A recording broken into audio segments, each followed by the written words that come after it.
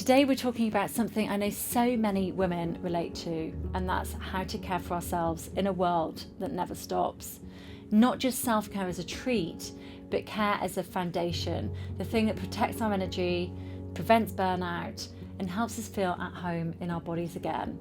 My guest today is Celine Ivari, founder of WholyMe, a natural wellness brand that's redefining recovery and healing through care. Celine's background is in genetics and human biology, but her story began long before that, helping her mother manage her autoimmune pain as a child. And years later, when she faced her own back injury, she decided to create a natural, effective product that actually worked, and that became WholyMe. Today, the range is available at Harrods, Whole Foods, Boots and beyond, and at its heart is one powerful idea: healing begins with care.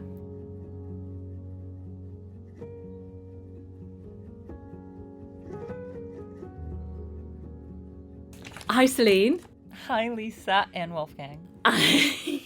We have little Wolfgang here today with us. This is I hope the you don't mind. coolest interview I've ever had. I'm honored to be interviewed by the both of you. He is very excited to be here too.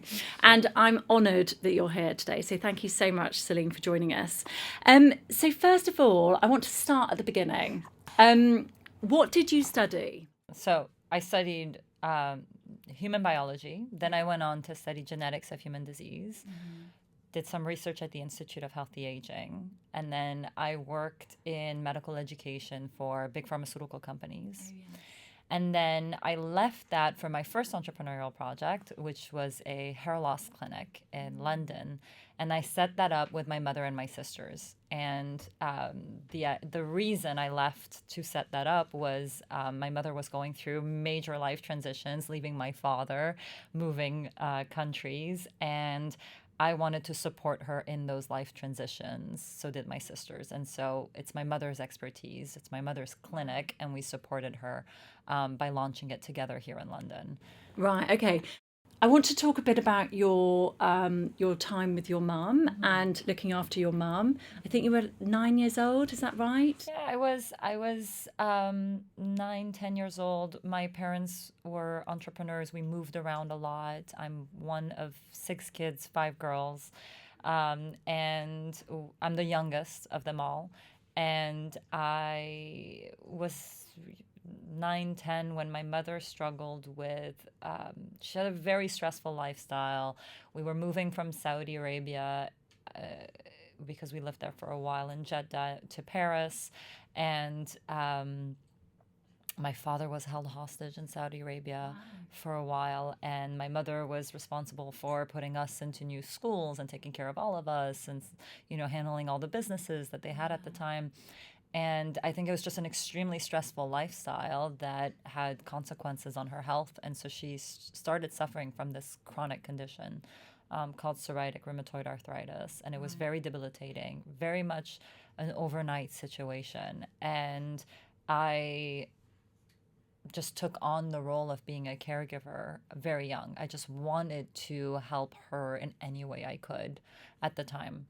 And I remember just massaging her ankles and her knees for years, every single day, because I just wanted to support her the best way I could at the time. And it very much defined my existence. I identified as a caregiver. And particularly for my mom, I was very attuned to her needs. And I could see, it's really warm when I touch here. And so I could tell that, her environment would impact how she felt. So whether it was what she was eating or if she was particularly stressed or suffering from grief or anything like that. Yeah. And it just developed a very big curiosity about the human body, its abilities, its vulnerabilities. And that's actually why I went on to study sciences, curious about the human body. So I went into human biology, genetics, medical education. And then because I wanted to support her, I set up the hair loss clinic with her, and it was doing really well. And then all of that sort of reached a point where, she was out of the marriage, the clinic was doing well, she was fine. I mean, the condition was dormant for like well over a decade, at that point, multiple decades. And I had reached a point in my life, I was in a relationship for nearly a decade that didn't work out. And I asked myself, who am I outside of who everybody else needs me to be? And what do I want to do with my one precious life? And that was the beginning of WholyMe. It's understanding that actually I believe that at my core, I am a caregiver. Yeah. And I just want to caregive at scale. And so stepping away from the family business to do my own thing was something that felt, I didn't expect how much guilt would come with going on my own hero's journey. Because I identified so much as being a caregiver. And so that sense of like feeling like I've abandoned my mother or my sisters or who I was attached to being myself came with so much guilt. But it's also come with a huge amount of growth. Yeah.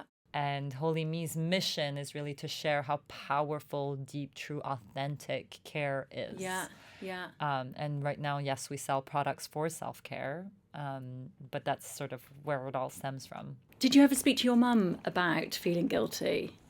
I did multiple times. I even think my last Christmas, I wrote her a letter about how hard it is to go from entirely creating my life around the identity of being her guardian angel, her making her proud as like my compass in life, to just following my inner truth, my intuition, and how hard it all is. I think it's also been hard for her, I think she doesn't necessarily approve of all my life choices, and it comes from a deeply loving, caring, maternal place of wanting the best for me, and the hero's journey is. I talk about the hero's journey. It's my favorite book is Hero with a Thousand Faces from Joseph Campbell. And it's all about the importance of mythology and human psychology and going on your own hero's journey. Yeah. And so I say I went on my own hero's journey, and that comes with a lot of unknown, right? Yeah. And with a lot of unknown comes a lot of fear. Yeah. And maybe a lot of my choices have been unconventional or not what, my family would want or expect, or the codes that they live by. And it's come with and I think it's an important thing to talk about, because it's come with a lot of guilt and pain and difficulty to become my own person, which is why I say sharing your story, being yourself, being vulnerable and authentic, it's very brave these days when there's a lot of programming and expectations. And, we're all about connection as humans. And if you, and belonging, we all want to belong. And if you have historically always belonged to your tribe, which for me is my family, and suddenly I'm doing things that is not by the tribe's rules, it's really difficult. But then I think you do start living in truth and alignment with yourself, and it allows you to attract the people that see that in you and are aligned in that way, and you start creating a tribe that feels really authentic to your inner truth. There are so many caregivers in this world looking after their parents or their siblings or their partners, or that want to not necessarily break away, but have their own lives and their own independence. What gave you the confidence to find your own path? There's so much to say about this, because for me, to answer the first part of the question, which is what gave me the confidence to go on my path, completely honestly, I don't know that I had a choice. I felt this calling within me that prevented me from sleeping at night. I was consumed by this inner knock on a door that was like, you need to go and do your thing. You need to give this a chance. You need to serve something more. And I knew I wasn't living in alignment with what I wanted to put out in the world. And it was painful and difficult to go on the journey, but I was having sleepless nights. I had no choice. I had to go on my journey. And I think I was sabotaging in little ways. I can see that now in retrospect. I was sabotaging myself in the beginning of launching my company in little ways because I think subconsciously I couldn't deal with this fear of abandoning others or abandoning the version of myself I was attached to. And I actually think there is nothing like starting your own business to take a hard look at yourself. Yeah. Because if you are putting a product that is effective and at a reasonable price and the branding is fine and it serves a need in the world, the only reason it isn't working is you. Yeah. You are on the driver's seat. And so you have no choice but to sit down with yourself and be like, how am I on my own way? What am I doing that is preventing me from achieving the vision that I hold, right? And through that started a journey of deep introspection and understanding myself and bringing things to my awareness. You know, I've often thought we all act from the level of awareness that we have. You raise your awareness, you raise the options of choice to make different choices. But I think that's only, I would say you raise your awareness, change your life. But I think it's only partially true because some people will tell you, well, I have the awareness, but I continue the same patterns of behavior, even though I have the awareness. And I think then the second piece that was missing to that statement was the power of integration, because once you have the awareness, you have the ability to make a different choice. And that is part of the integration. Yeah. Starting to create new patterns will change the behaviors, the knee-jerk reactions. Yeah. And that's what we call integration. Okay. So where did you get your awareness from? Was there somebody that inspired you? It was such a journey of introspection. I mean, I've used different modalities, and there's a lot of modalities out there. In a completely transparent way, I've tried psychedelic ceremonies that are powerful tools to bring things that are maybe in your subconscious mind to your awareness. I've done therapy, I've done journaling, I've done breath work, which actually I discovered later, but has the same modalities and neural pathways get activated than doing a psychedelic ceremony. So breath work is extremely powerful without any substances. And that's been an extremely powerful modality, and I've tried other things that have definitely helped me have a better understanding of myself and my patterns and where do they come from, what stories am I holding on to, why can I let them go. And so for me, it's been, I feel on bringing it back to what you started saying, there's a lot of people that care for family members and others to an extent that it's depleting, right? I think mothers relate to this, right? You're a mother yourself, and there's so much sleepless nights, caregiving. There's a life that depends on you, right? And I think what I've witnessed throughout my life is I associated with being a caregiver. Only much later in my life could I look back and say, but that was not authentic caregiving. And what true, authentic, deep, powerful care is not that. I think what I've witnessed with a complete my inability to receive, is giving until I associated until you're exhausted, until you're burnt out. But that was what I was mirrored. That much later in my life, programming. Could I look back and say, but that was not authentic. People can relate to this, and what true, I think, as an Iranian, authentic, deep, powerful. I think it is part of the culture. I think it is part of what is not that. It's not part of society. So there's a lot of different layers of programming, but giving until what it's I witnessed painful, was until you're exhausted, care until you're in burnt terms of out. self-sacrifice. But that was what I was Unless mirrored. it's painful, it isn't enough, right? And so I would caregive until my body could not do more. I, as a teenager, had a herniated disc in my lower back that was so bad I couldn't sit in a car, I couldn't lift anything, so my body was asking me to stop.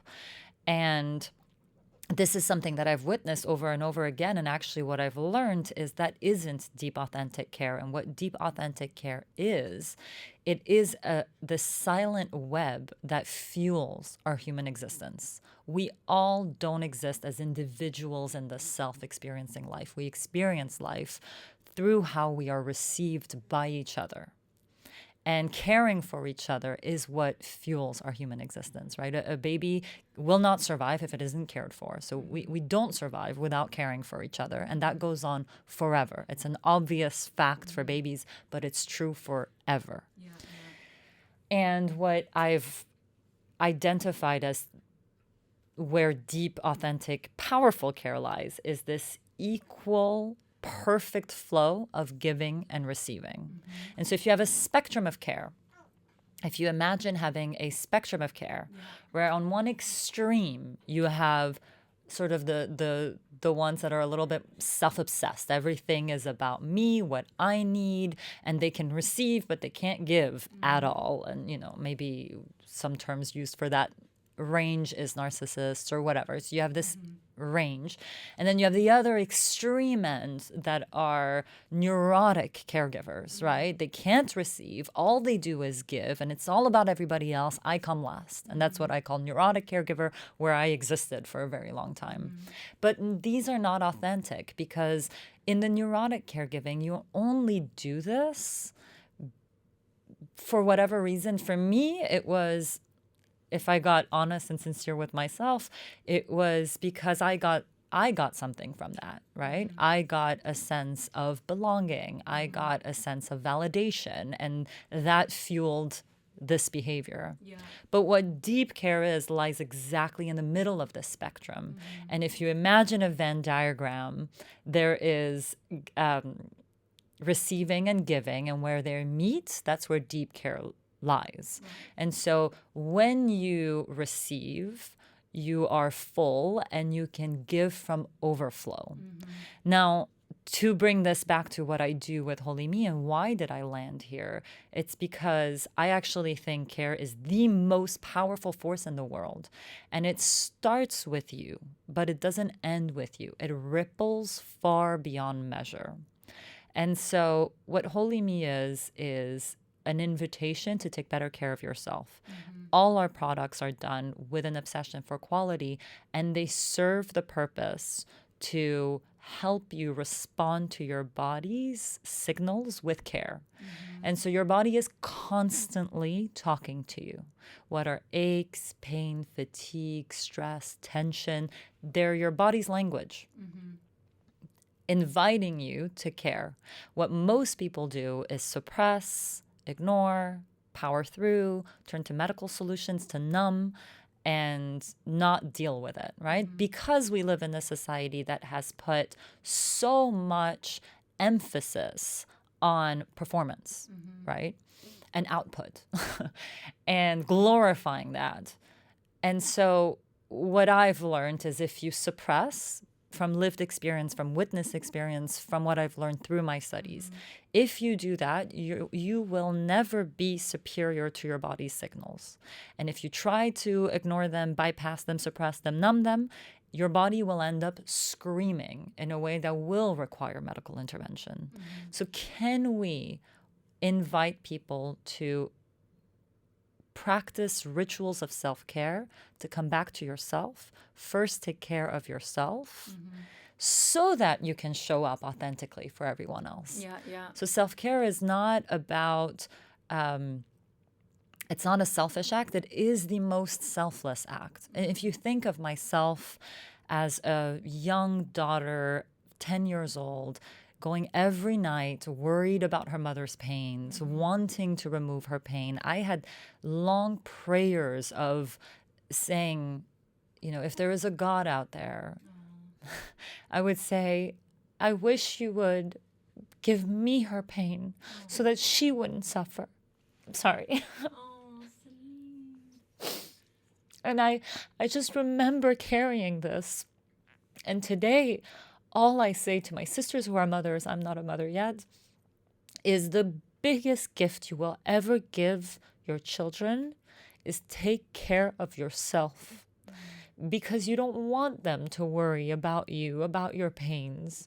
And so for every mother that believes it, they have to self-sacrifice to take care of their kids, I hope we can help remind that your power lies in your peace, your rest, your calm. That is your children's foundation. You are so right. And so going back to why you started WholyMe, can you talk about that? So I started it because of that experience. Yeah. So what actually had happened was when we set up the hair loss clinic, I think my mother, as I said, was going through a lot of life changes, and the clinic was doing very well, but she was working a lot. She had so much to prove to herself after leaving my father, and all these changes that are highly admirable. But I think she and I knew she was pushing herself, and I would tell her, like, Mom, you can slow down. It's okay. We don't need to go at this rate. And she got a flare-up in her condition that had been dormant for many, many years. And I went back into caregiving mode. And in this instance, it was an overnight situation. She went from being, my mother's this very glamorous powerhouse of a woman, absolutely stunning, always wearing high heels, fashion, working, she's one of those women. And overnight, she was put on bed rest. She was in so much pain, she couldn't get out of bed. So I went back into full caregiving mode. I didn't leave her side for months. I started really researching natural solution, a holistic approach, formulating products for her. I already had taken a holistic approach for my own back. So I knew quite a lot about self-care in that way, because I've managed my own back. Yes, yeah. As a separate story, I had reached a point where the doctors were like, you need surgery, you need a metal back brace, you need these very invasive medication, anti-inflammatory medication that are highly addictive. And I knew I took some for a while. It actually ruined my stomach lining. Anything I would eat would hurt me. I started wearing that metal back brace for a while. And I was like, I'm pretty sure this is melting my muscles. And maybe it helps as I wear it, but I'm going to create a dependence. So I stopped everything and I took care of myself. So I think I had a solid basis and case study with myself of what, how empowering it is to just take back control of your own health and well-being. And I wanted to do that for my mother. And then she did get better and get back into remission. And I think that was really the pivotal moment for me, where I was like, okay, the divorce is done. She lives in London. The clinic's doing well. She's back in her health. And that relationship didn't work out. My grandmother had passed away. So many things had happened. And I remember thinking, who am I outside of who everybody else expects me to be? And that's when I decided to listen to that voice within me that was asking me to go on my own journey. And so I started with the products that we currently have in the market, which is our relief balm and our bath salts, which are completely organic, completely natural, which I had really formulated for my mom. They're the same ones. And doing some tests, seeing if there was an interest, and doing some trial and error, some clinical tests to see, are they really that effective? Because I was like, I'm not going to go on this entrepreneurial journey and let my family down if I can't stand by uniquely effective products that I feel I can stand by. And my focus has been on efficacy, on clean, obsessed with quality. And that's been my focus for years. But what was it that you couldn't find on the market already that you wanted? I couldn't find anything that combined all these ingredients that have really soothing, evidence-based properties exclusively, without any diluters, without any synthetics, without anything unnecessary. I noticed that everything was with one active ingredient. You know, Right. you would everyone would even ask once I did create my product, what's the active ingredient? And I was like, Yeah. it's funny because I created something that is only active. It has nothing else. It has nothing unnecessary. Every single ingredient in our balm, and there's 12 of them, have been selected for the evidence supporting their soothing, relieving properties. If there is no evidence, it isn't in there. Yeah. And so, you know, if you look in the market, a lot of products have petroleum or paraffins or even water, like anything to dilute. And so, how could you create a very clean, effective, pure, potent product that served the purpose, was pleasant to use, and had nothing unnecessary? That's why I formulated it. When did you first launch WholyMe? It's always an interesting question for founders. When did you launch? Because Yeah. where do you draw the mark? I mean, I Yeah. incorporated the name WholyMe in 2018, but I hadn't started. And then I did a round of fundraising in 2019. And then in 2020, I received my first batch of products, and there was lockdown. So we were in lockdown for 2 years with not much you could do. And definitely didn't want to risk starting to invest in digital marketing when all the big brands had gone online. So really, we've been in the market, distributed in retail for 2 to 3 years. When did you make the product yourself that you used on your mum? 2017. Yeah. It's a long time ago. And it was really important to you that this was a natural product that's Yes, and been it was. I mean, certified by the Soil Association. The one that I did, what Yeah. I brought to the market, Yes, because I exactly. found that you couldn't really trust a lot of the products, and you couldn't differentiate between a very clean, well-produced, potent ingredients versus another. And I mean, the reason I also am passionate and say obsessed with quality is not only do I formulate all the products myself, but we have full control over our supply chain, which means from seed to shelf, we select everything. And so we can make sure it's sustainable. We test every single ingredient for purity and potency. A lot of the ones that are in the balm come from Provence in France, are wild grown. So a lot of love and care goes into everything that we do.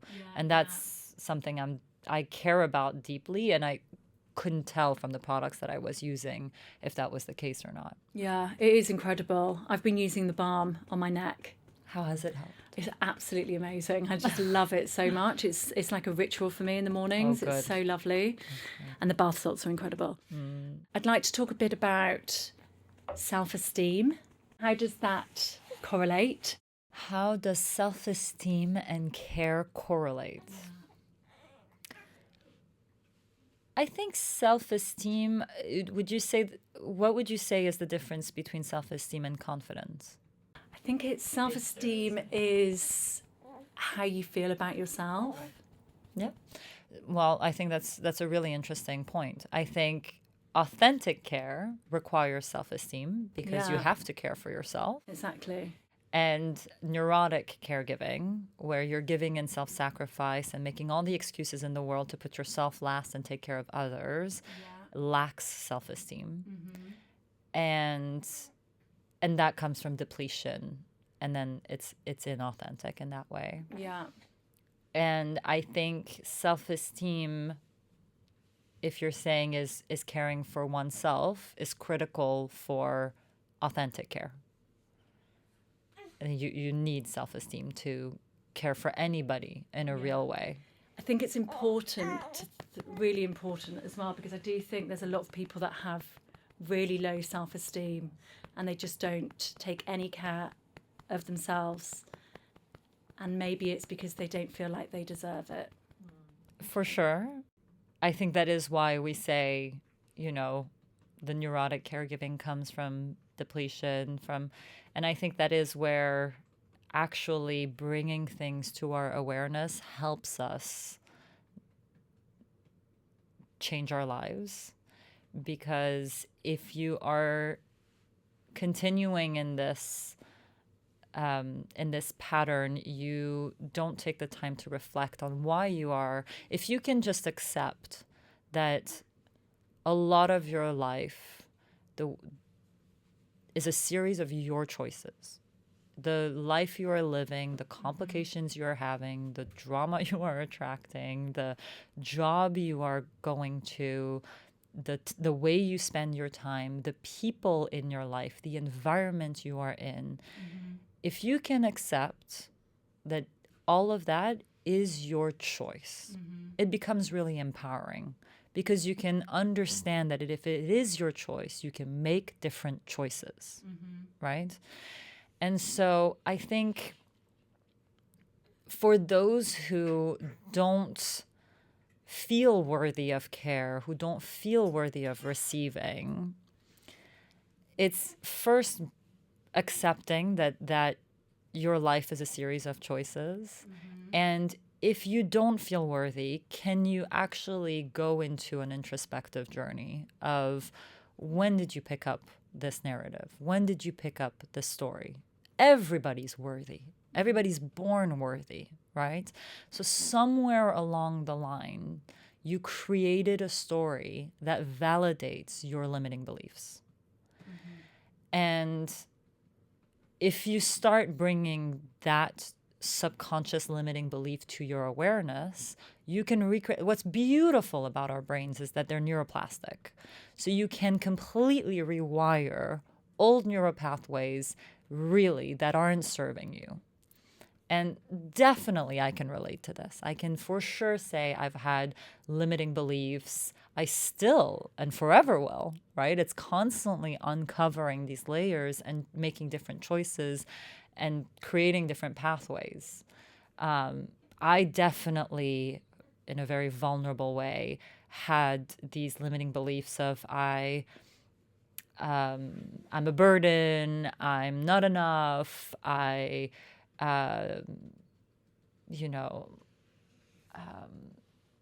don't matter. I created these stories myself in my life. And so the fact that I've brought them to my awareness allows me to change these neural pathways and say, okay, I can have compassion for myself and when and how I picked up these stories. But the really important point is, don't become a victim. Don't now say, oh, I know the stories that have created these limiting beliefs for me, so I can put it on that, right? Like, these things have happened to me, and now I'm like this. The power is not in creating stories that allow you to sink into and anchor this version of you. It's understanding where you've picked these up so that you can let it go and step into a better version of yourself, or a more self-aware version of yourself. To be able to care for yourself, is that like a fear? There is always fear, right? And there is, especially if you've created an identity for yourself your whole life, there is a fear of letting that go. And then who even are you, right? And where do you belong? And where do you go? And where do you go from here? You're attached to all these stories because they help you create this identity. And I firmly believe that everything you have ever wanted is on the other side of fear.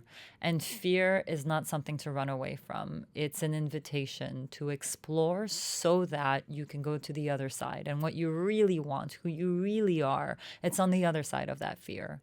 And so I think it's also changing our relationship to these dynamics. If you can change your relationship to fear from something to run away from and protect yourself from, to a curiosity of, is this an invitation for me to level up?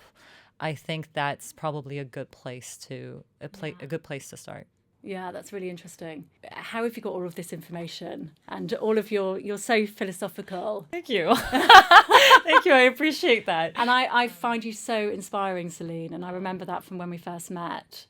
Lisa, where does that come from? I first will very sincerely take the time to say that I find you so inspiring, and I've always found you inspiring. So for anyone who doesn't know how Lisa and I know each other, she used to work at Mary Claire and interviewed me years ago when I was just starting WholyMe, and it was just me. and it was locked down. Nothing was happening, but I got lucky enough to get this opportunity through the Soil Association because our products are Soil Association certified. And I remember in that interview, your authenticity, your care, your curiosity. You weren't just doing a feature, you actually cared. And I felt it, and it stayed with me for years. And then I found your story on LinkedIn. And I was so delighted to find you again, because actually for years I've been wanting to, I've been asking myself, what are you up to? And you've gone through these major life changes now. Can you, if you don't mind saying your age? Yeah, I'm 50 now. At 50, you are a mom of 2. Your baby's a newborn. Wolfgang is how old? Wolfgang. 3 months, 12 weeks. Incredible, on this incredible journey that no woman would be brave enough to do. And I think you are a powerhouse of a woman. Celine, thank you. And you've left Mary Claire to set up your own business. You go back into the motherhood journy. And I just think you are so inspiring, so unique. There's no one like you. So for me to be inspiring to you is a huge compliment. Thank you so much. And this interview is about you. So. Really, it should be about you. Oh, Celine, thank you so much. The feeling's mutual, definitely. Thank you. I wanted to just ask about why do you think women find it so difficult to care for themselves when we're living in such a busy world? Oh, God, I have so much to say about women. I've awakened to what it means to be a woman in an embodied sense only this year. It's a very new embodied truth for me. Conceptually, I had some understandings, but to really understand it in that like cellular level, I think is a very new feeling. And I'm not a mother. I think a lot of mothers experience this. Yeah. I think women are powerful beyond measure, right? And there's one really interesting a fact that I find really interesting is this is not a woo-woo spiritual fact when I say women are powerful beyond measure, because scientifically, if you think of where your energy source comes from, really what we call our energy, our cellular energy, where does it come from? Our cells' energy comes from what is called the mitochondria, right? The mitochondrial DNA exclusively is inherited by mothers. Did you know that? Really? No. Because the male's sperm, the DNA, the mitochondria on a male sperm lives in the tail of the sperm, which falls off during fertilization. Okay. Right. So the only mitochondria in us humans come from our mothers. Oh, wow. And you can trace back mitochondrial DNA to the first mothers in the world. Wow. So when I say we are the power source of humanity, that's incredible. At a cellular level, this is true. Yeah, right? Amazing. So women are very powerful. Yeah, absolutely. And obviously we can understand that we are everybody's first home, right? Humanity comes from mothers. And when you understand that, you are also the source of life and love.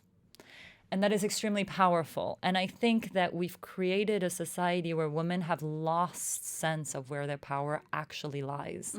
And they shrink themselves to what male can tolerate. And it's a huge disservice, because I think we've created a society of boys that aren't stepping into their strength as masculine men. And I think the invitation to step into that comes from women. But we are a patriarchal society where, women are trying to perform as men because that is what's been encouraged, right? And this is how things are done. And so women can do it all. It's not a matter of can you or can't you. You can do it all. But it's not where your power lies. And actually having polarities in the world is powerful. And when a woman shows up as her powerful self in her self-worth, I think you encourage men to step up and grow up. But I think it's a hugely complicated space where, you know, the patriarchal society has meant that women only got voting rights recently, right? And so things are shifting, but it will take time for the balance to be found. Yeah. And I think women sinking into their intuition, their power, their strength, understanding that you are the source of life, the source of love. You do not shrink yourself when you understand that, and you step into your worth, and you can receive care because you understand that you have to give so much care for the life you're going to create that is completely dependent on you, that you must receive care. And if you've hardened in life and believe you don't deserve and all you have to do is care, it's a disservice to all the generations, because even in those formative 9 months of development of pregnancy, that those 9 months becomes the baby's foundation for life. So if a mother is stressed, if a mother is at peace, that will define the child's foundations, and actually how critical it is for women Absolutely. to care for themselves in those months of development. Absolutely. So tell me about the pregnancy salts. I've been using them and they are so amazing. Oh, thank They you. smell absolutely incredible. And I feel like I sort of switch off at the end of the day, and that's what I really need. I feel like it's a recovery having those baths. I'm so happy to hear Yeah, you it's lovely. say this. I'm so happy you received them and tried them. We've launched the pregnancy range that is a true result of my awakening to what it means to be a woman. Yeah, amazing. And my deep reverence to women and the miracles that they create. Yeah. And the importance of self-care in those formative months. And so with that realization, I wanted to serve women more.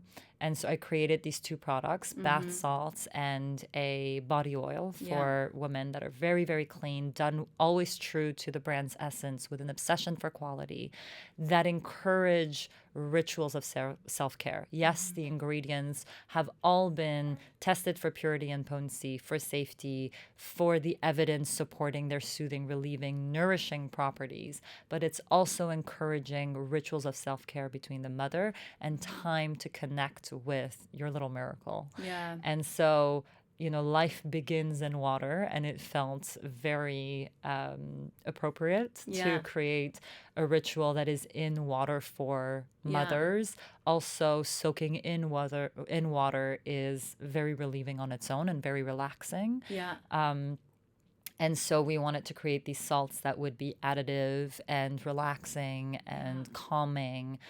And then we also created that oil so that you can, you know, not only use the power of touch to connect with your baby, but know that the botanicals have been used to nourish your skin, help with the elasticity, help with aches and pains that you might, or discomforts inherent to the transformation of your body in those times. And I've also been using both products postpartum. You haven't launched the oil yet, though, have you? End of this month. Tell me about the philosophy of WholyMe. WholyMe's mission is beyond the products, really to share the power of care. And we are starting with a range of products that are an invitation to respond to your body's signals. But beyond that, we really want to encourage people to respond with care in a way that is very effective but never compromises long-term health. And so really what we serve is, we're a deeply mission-driven, purpose-driven brand. Everything we do is with an obsession for quality, and we care about creating ripples of impact. So starting with you, but knowing it never ends with you, it ripples far beyond measure. But did you start the brand as a form of pain relief? I actually did. When I started the brand, I think the brand has gone through what I can only call a massive rebirth. the reality is I have grown a lot as a founder over the years. And when I started WholyMe, I was very attached to being a scientist, and I hid a lot behind that. And so I think it was a very muted brand. And for me, everything was about efficacy and being clean and trustworthy. And that was all, which in a way was really good because we were hyper focused on the supply chain, the transparency, the evidence, the purity and efficacy of the products, which got us this far, which is great.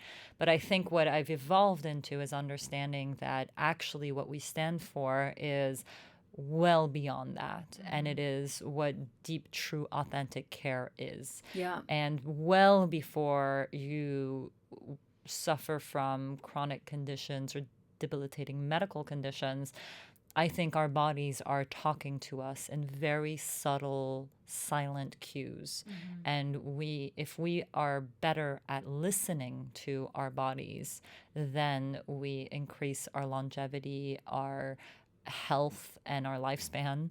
And we add a lot of healthy years to our life. But that comes with listening to the subtle cues. And so what I then realized, actually, my whole life, I've identified as a caregiver, and I've transformed my understanding of what true, deep, authentic care is. And I think care is where our power lies, but we've diminished the word care as something that is soft and weak. But actually, it's where our power lies. It's just misunderstood and mismanaged. And I went to, side story, I went to Rwanda recently with my partner, and we went to see the silverback gorillas. And they're impressive, they're big, and it was an incredible experience. Just so close to them, immersed in the jungle. And what was really powerful for me there was not how strong the gorillas are, but actually how primal care is. And you can see it there, how they take care of each other, how they care for their little ones, how they play together, how they lay in these cuddle puddles, how they look out for each other. And that was powerful. Yeah. And that showed how care is what makes the world go round. And I realized that actually it isn't this soft thing that even as a woman, I was scared of being seen as like soft and cute and weak. And I realized that actually it is very powerful. And so the mission changed to sharing the power of care for WholyMe. That's really interesting. Do you feel like you've got the intuition to, when you meet somebody that's caring and kind, do you feel that straight away? In people? In people, yeah. I think so. I think there is something about someone's presence where you can feel the authenticity of the curiosity behind the questions, that it's less about what do you do and what have you achieved and what successes you have, and just the curiosity that feels more like we're all living in our bubbles and the worlds that we create for each other. And I'm really curious, what are you doing with your human experience? And curious about what makes you you and who are you. And you can feel that when someone's just curious about you and present in listening to you. And I think that presence is very caring. And I think you can feel that quite instantly. Yeah, that's interesting. What do you think? I do feel if somebody's kind and caring and thoughtful, and it makes a really big difference to how I feel about that person as well. I just wanted to ask you just a couple of practical questions about what if somebody is feeling very depleted and very stuck in a rut.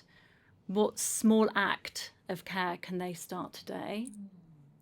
I think simple practices for these kinds of moments are creating rituals of self-care that anchor you back into yourself. And so whether that is times to meditate, allow whatever it is you're feeling to move through you, because often I feel like we are these sort of vessels, and these emotions, they come, and when they're allowed in, they go. Yeah. And so just allowing space without punishing yourself, criticizing yourself, feeling like I shouldn't feel this way, I shouldn't, it's allowing yourself to observe what is existing in you and allowing it to be. I think then just the power of touch is very powerful. So maybe what I like to do is like whole body scans. Where am I holding tension in my body? Where am I feeling any ache, pain, or holding tension? Can I relieve it? Can I massage it out? Can I, give my body the touch it is asking for? Yeah. I think that's very powerful. Taking baths, soaking, it's so reminiscent of being in your mother's womb. It's actually really beautiful ritual. So if you have the luxury of having a bath, taking a bath. And then movement is incredible. I mean, I have, a ritual of stretching every morning, doing my 7-minute workout or more, like 10, 12 minutes if I do other workouts. It doesn't need to be long. It can be short enough that there are no excuses for you to do it. Movement allows for things to move through you. So movement is super important. And like, are you sleeping well? Are you hydrated? Go back to the basics and make sure you're being, I think part of being a good adult is, when you are a child, there is someone who has to look after your needs because you are too young to be able to take that responsibility for yourself. Being an adult is, I no longer need somebody else to look after me. I can be a good adult and make sure I'm sleeping on time, fueling, eating, moving, and taking care of myself. So, being responsible. Being a good adult. If WholyMe could change one thing about how women view wellness, what would that be? I would really love to be at the forefront of changing the narrative around this martyr mother theories or self-sacrifice to mothers that I really believe we deeply feel, and a reminder to take care of yourself is actually the biggest gift you will give your child. And so learn to receive, learn to ask for help, learn to carve time out to look after yourself. And it might sound like you don't have time, like you just can't, like you're too tired, like you're not sleeping at night, but lean on your community, because at the end of the day, we thrive on connection, and people love to love, so allow them to. So lean on people, ask for help, and understand that the best gift you will give your children as mothers is a mother who is happy, healthy, and has looked after herself. That would be my, what a gift if I contribute to that being a shift in the world. Yeah, thank you. Thank you so much, Celine. That was so fascinating. And it's about giving ourselves permission to rest and reset and refill our cups. So Thank you so much. That was really fascinating. Thank you, Celine.